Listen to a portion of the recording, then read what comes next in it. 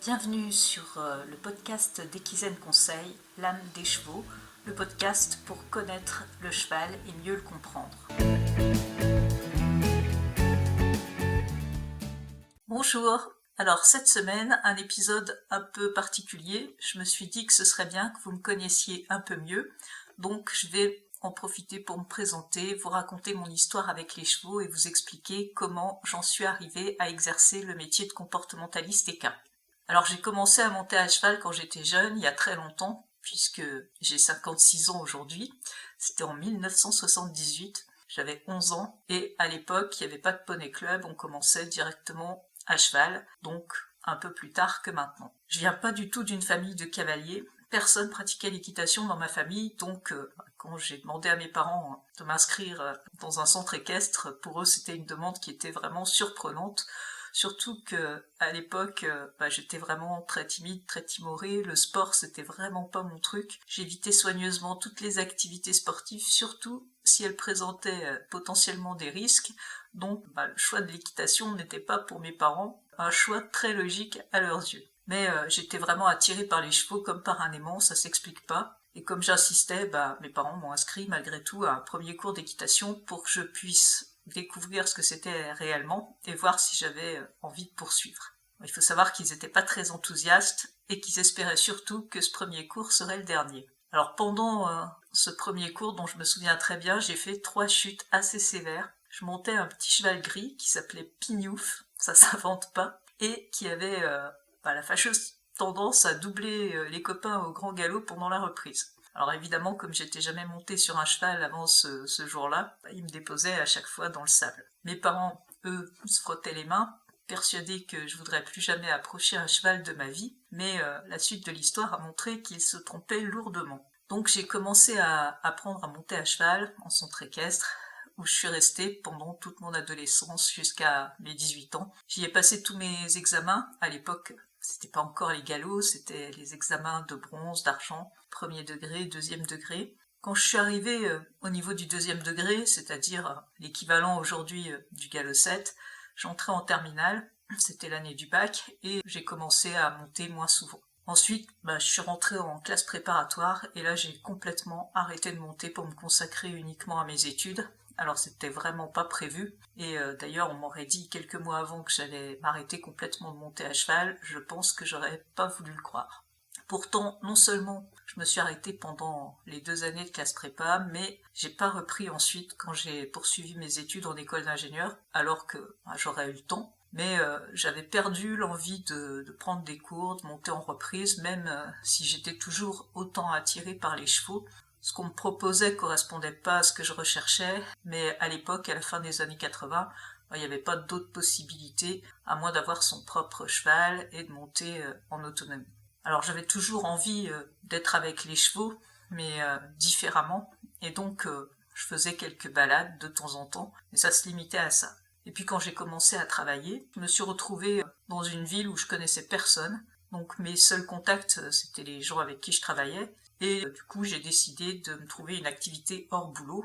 Donc bien sûr, j'ai décidé de reprendre l'équitation. Au départ, j'ai vraiment repris à fond. Déjà, j'avais besoin de me remettre en selle après 6 ans d'arrêt, et je devais être aussi un peu en manque. Alors je montais 2 à 3 fois par semaine, autant que je pouvais, et finalement, au bout de quelques temps, j'en ai eu à nouveau un peu marre de prendre des cours, de faire des choses qui correspondaient pas vraiment à ce que je recherchais dans ma relation au cheval. Et c'est à cette époque que j'ai pris un cheval en demi-pension. Alors c'est une collègue qui me l'a proposé. Ça m'est tombé dessus totalement par hasard. Je faisais pas du tout de recherche pour trouver un cheval.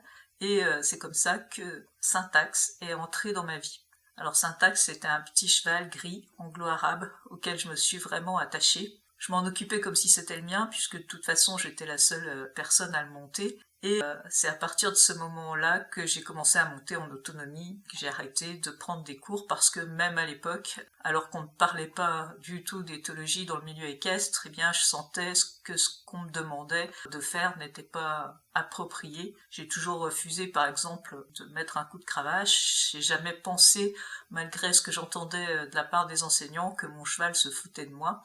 et je voulais pas imposer à mon cheval ce qu'on me demandait de faire, donc je montais seule. Mais pour autant, j'avais à ce moment-là, on était en 1995, aucun exemple d'une autre forme de pratique. Alors concernant Syntax, au bout de 6 mois de demi-pension, ma collègue me dit qu'elle va devoir le vendre, mais que si je veux l'acheter, bien, je suis prioritaire. Et c'est comme ça que je me suis retrouvée avec mon premier cheval. C'était pas du tout prévu, mais ça s'est fait de cette manière. J'ai continué à bricoler dans mon coin. L'avantage, c'est que je pouvais pratiquer en accord avec mes valeurs, essayer d'offrir la meilleure vie possible à mon cheval. C'était pas simple parce qu'à l'époque, il n'y avait pas d'autre offre que la pension 100% en boxe. Le prêt, c'était pour les chevaux à la retraite. Mais ça m'a toujours paru contre nature d'enfermer un animal comme le cheval dans moins de 10 mètres carrés, 22 heures par jour. Donc dès que j'ai pu, j'ai acheté une maison avec un grand terrain pour pouvoir le prendre à la maison. Et pour qu'il soit pas seul, ma première ponette, Jojo, est arrivée également à cette époque. Alors on faisait plus que de la balade parce que j'avais pas d'installation et du coup je me suis coupée complètement du monde équestre au point que à ce moment-là, on était dans les années 2000, eh bien je n'ai pas vu arriver le horsemanship. J'ai arrêté complètement de monter Syntax vers ses 21 ans. C'est lui qui me l'a demandé. Il avait des petits soucis physiques, sans doute que ça devenait vraiment difficile pour lui, même si on faisait que quelques balades par semaine. Je suis restée presque 1 an sans monter. J'ai fait quelques reprises à nouveau dans le club où ma fille montait, mais ça me convenait décidément pas. Donc j'ai pris une jument, un deuxième cheval, une selle français qui venait du CSO. Malheureusement, cette jument, elle avait un ulcère gastrique et elle avait régulièrement des crises assez violentes malgré les soins. Syntax, lui, il nous a quittés à l'âge de 30 ans. Il s'est endormi paisiblement au pré une nuit et il s'est pas réveillé le lendemain matin. 1 an après, ma jument a fait une pyro à Téléria qui est devenue chronique et malgré tous les soins qu'on a pu prodiguer, elle a même passé 2 semaines en clinique vétérinaire à la fin. On a tout fait pour essayer de la sauver, mais elle n'a pas réussi à remonter la pente et malheureusement donc elle nous a quittés aussi à l'âge de 20 ans, peu de temps finalement après Syntax. Du coup, ma ponette Jojo, qui était toujours à la maison, se retrouvait seule et j'ai décidé de reprendre un cheval assez rapidement. C'est là que Bachi est entré dans ma vie. Alors Bachi, ça a vraiment été un coup de cœur, c'était lui et pas un autre. J'ai été le monter une première fois chez son ancienne propriétaire, d'abord en extérieur, et puis ensuite on a été chez un particulier qui avait des installations pour que je puisse le monter un petit peu en carrière. Et même si on sentait que c'était un cheval assez stressé, j'ai pas rencontré de difficultés particulières. Mais pour revenir de la carrière, ma fille qui m'accompagnait a voulu le monter, donc je suis partie devant en voiture, et à son arrivée, elle m'explique que Bachi a pris peur sur la route, qu'elle a eu vraiment beaucoup de mal à reprendre le contrôle. Alors ma fille, c'est une bonne cavalière, hein, elle a son galop-7, et elle n'a pas peur facilement à cheval, mais vraiment dans la voiture, pendant qu'on rentrait à la maison, elle me dit qu'elle a eu une très mauvaise impression, que ce cheval il a un problème et que je devrais pas le prendre. Donc je programme une deuxième sortie en extérieur pour la rassurer, et surtout parce que de mon côté, j'avais pas du tout envie de renoncer. On part 2 heures en balade, il se passe rien de particulier, donc on décide d'une date pour venir chercher Bachi. Comme on est en hiver et que je veux prendre le temps de mieux le connaître, je décide de le mettre en pension box paddock dans un premier temps pour avoir des installations à ma disposition pour le monter en sécurité. Chez moi à l'époque, je pouvais uniquement partir en extérieur. Malheureusement, les conditions météo ont rendu les paddocks complètement impraticables assez rapidement et Bachi s'est retrouvé confiné au box. Donc je venais le voir tous les jours pour le sortir, mais c'était le soir, en semaine, il faisait nuit, donc par le week-end, Bachi passait du box au manège, du manège au box, et très vite, les choses se sont dégradées. Bachi était vraiment très stressé, même si c'était quelque chose que j'avais déjà constaté au départ, ça s'aggravait beaucoup. Et en fait, quand je le montais de façon totalement imprévisible, il démarrait en fuite. C'était tellement brutal que chaque fois, j'étais à la limite de me retrouver derrière le trousquin. Il perdait toute lucidité, au point de foncer tout droit sur tout ce qui se trouvait dans le manège, les chandeliers. On a même failli prendre un mur une fois. Donc je finissais par me laisser glisser au sol, ou par me faire déposer au hasard d'un demi-tour. Et dans ces situations-là, je ne parvenais absolument pas à reprendre le contrôle. Je commençais à le monter avec la boule au ventre. Il n'était plus question de partir en balade dans ces conditions, et je voyais s'éloigner le moment où j'allais pouvoir le ramener à la maison. Donc j'ai dû prendre une décision parce que Jojo était toujours seul pendant ce temps-là, et j'ai pris ma seconde ponette, la petite fripouille, pour tenir compagnie à Jojo en attendant que je puisse ramener Bachi à la maison. Pour autant, il était hors de question pour moi, malgré ces difficultés, de baisser les bras, donc j'ai commencé à chercher une solution. J'ai passé des heures sur les blogs, sur les forums de discussion, et un nom revenait tout le temps, le nom d'Andy Booth. Donc je me suis procuré le DVD du Step 1. À l'époque, les formations en ligne n'existaient pas encore. Et j'ai commencé à travailler à pied avec Bachi. La première fois que j'ai mis le DVD dans le lecteur, j'ai visionné l'introduction et j'ai pris une claque. D'abord parce que j'entendais enfin un discours qui correspondait à ce que je recherchais depuis des années. Et surtout parce qu'en face, il y avait une proposition autre que ce qu'on m'avait enseigné jusque-là. Une pratique basée sur les connaissances scientifiques en éthologie équine, sur la théorie d'apprentissage. Toutes les intuitions que j'avais eues prenaient un sens. Et donc, j'ai découvert tout ça en me disant que ça faisait plus de 30 ans que je montais à cheval sans rien comprendre à ce que je faisais. J'ai très vite obtenu des résultats à pied avec Bachi, et c'est également à cette époque qu'Andy Booth a lancé sa formation en ligne, donc je me suis inscrite et j'ai suivi par la suite tout le cursus Step 1, Step 2, Step 3, donc avec la première promotion de l'époque. Alors si j'ai eu des résultats à pied, Bachi s'est vraiment apaisé, il participait volontiers aux activités que je lui proposais. Il y avait vraiment un lien qui s'était créé entre lui et moi, mais en selle, j'avais toujours les mêmes soucis. Entre-temps, le printemps était revenu, donc Bachi n'était plus confiné au box, il vivait au paddock, ses conditions de vie étaient bien meilleures, mais malgré ça, ça suffisait pas à améliorer la situation. Donc j'ai recommencé à chercher. Côté ostéo, vétérinaire, il n'y avait pas de problème, on ne trouvait rien de particulier.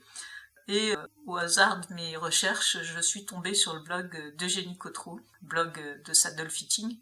Et en lisant ses articles et en regardant ma selle sur le dos de mon cheval, je me suis rendu compte qu'en fait, elle lui convenait absolument pas et que très probablement, elle provoquait des douleurs vraiment importantes. Donc je me suis mise à la recherche d'un saddle fitter, mais à l'époque, il y en avait que 2 ou 3 en France, et ils étaient tous loin de chez moi, personne ne voulait se déplacer. Donc je me suis plongée dans tous les articles que je pouvais trouver sur le saddle fitting, et j'ai commencé à faire des essais de selles que j'allais emprunter dans les selleries locales. Je les remercie d'ailleurs pour leur patience, vu le nombre de selles que j'ai essayées sans jamais trouver la bonne. Je commençais vraiment à désespérer, et à la même époque, en fait, Eugénie Cotreau a lancé sa formation de saddle fitter, et j'ai appris qu'une de ses élèves démarrait son activité dans ma région. Donc je l'ai contactée. Elle a réussi à trouver la solution à mon problème, et à partir de là, mes problèmes en selle ont très vite disparu. J'ai repris tout le travail à zéro avec Bachi en selle, en appliquant les principes d'apprentissage, et j'ai retrouvé un cheval vraiment totalement apaisé. Alors toute cette histoire, elle m'a ouvert les yeux sur quelque chose d'important. Au départ, je suis partie sur un problème de comportement de rééducation en selle, mais clairement, ça suffisait pas. Puis j'ai compris que le changement de vie, les conditions d'hébergement avaient un impact majeur sur son comportement. Et finalement, j'ai pu résoudre mes problèmes en changeant de matériel. C'est évident que la manière dont on pratique l'équitation peut altérer énormément le bien-être du cheval et provoquer des problèmes de comportement. Et je regrette absolument pas de m'être formée pour transformer mon équitation. Mais il y a bien d'autres facteurs à prendre en compte pour assurer le bien-être de son cheval, et on ne peut pas les dissocier. Les problèmes de comportement, ils doivent être abordés de manière globale en prenant en compte tous les aspects de la vie du cheval, actuel et passé. C'est pour cette raison que j'ai décidé de continuer à me former, avec pour objectif, cette fois, une reconversion professionnelle. Travailler avec les chevaux, c'était quelque chose qui m'avait toujours tenté, mais je voyais pas de domaine où j'avais l'envie ou la possibilité d'exercer Et j'avais rencontré Hélène Roche pendant toute cette période, on avait pas mal échangé et je me suis vraiment passionnée pour l'éthologie équine en tant que discipline scientifique. Donc j'ai postulé d'abord pour suivre le DU de Rennes, mais ma candidature n'a pas été retenue. Il y a beaucoup de demandes pour peu de places malheureusement. Et du coup je me suis tournée vers le diplôme d'éthologie et sciences équines du Haras de la Sens. En parallèle, j'ai aussi suivi une formation de comportementaliste équin avec Marie Sutter. J'ai choisi Marie parce que d'une part je la suivais depuis pas mal de temps et surtout parce que je savais qu'elle avait une solide formation scientifique en éthologie, pas seulement concernant les chevaux d'ailleurs. Après avoir validé mes 2 formations, j'ai décidé de démarrer mon activité de comportementaliste équin. Donc mon objectif aujourd'hui, c'est vraiment d'œuvrer pour l'amélioration du bien-être des chevaux, avec une approche la plus holistique possible en prenant en compte tous les aspects qui peuvent impacter le bien-être.